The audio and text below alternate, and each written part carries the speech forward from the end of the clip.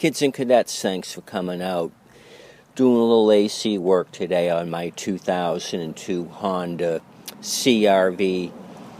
I had put a junkyard engine in this year and put everything back together. Couldn't get the air to run. It was diagnosed that I need a new compressor. So I figured I'd take the time today, mess around with it before it gets too darn hot here in southern Florida. Anyway, so this is all deja vu. When I had the front end off, I had taken the original AC compressor off to put the new engine on, second-hand engine, new to the vehicle. Anyway, so I'm doing the job twice, basically. I didn't remove the condenser initially. I just removed the AC compressor.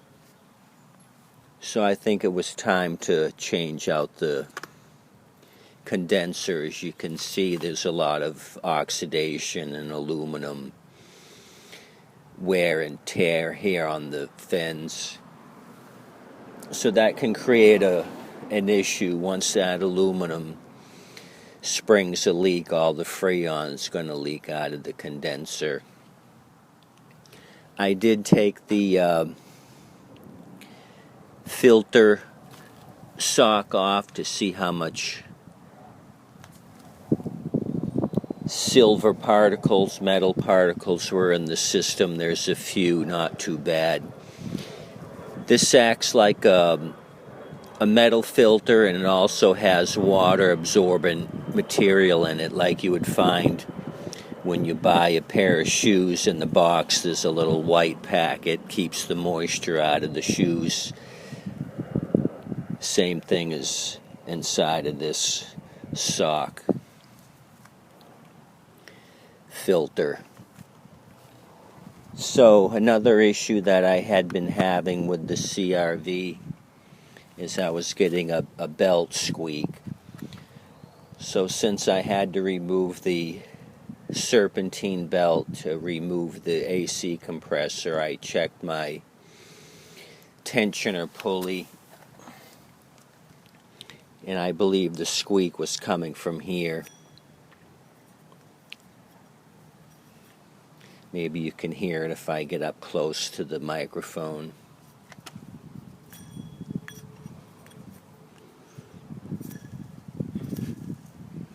Anyway, it's grinding. You can feel it when it's rotating on your finger. It's grinding and it's making a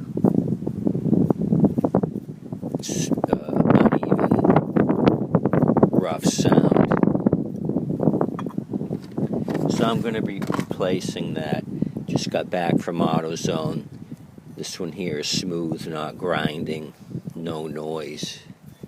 This was $25. So this is going on. So this is what I have for new components. The compressor comes pre-oiled. It has the PAG 46 oil in it, probably 4 ounces. And the new condenser as well.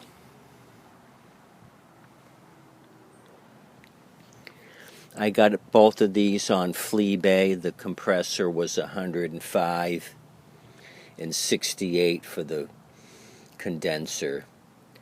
So not terribly bad. So there's 2 ways of doing the job. If you're just doing the AC compressor, you can remove both subframe bolts on the right hand side and squeak your AC compressor out through the bottom. But since I was doing the condenser too, I decided to just do everything from the front, which is doable. So when I said like deja vu, I had all this off to remove and replace the engine.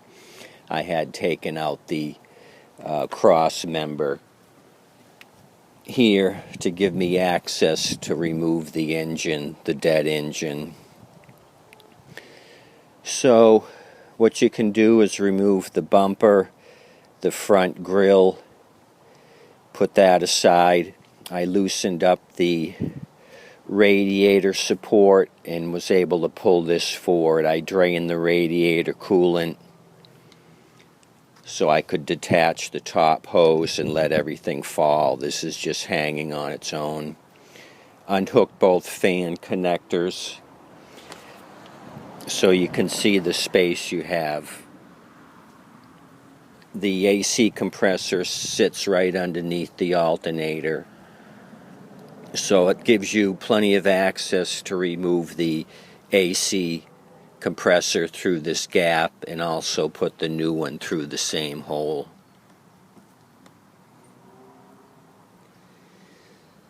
So I just took a break from flushing the lines. I'm flushing out the evaporator, making sure there's no crud in that before I install the new compressor and the new evaporator.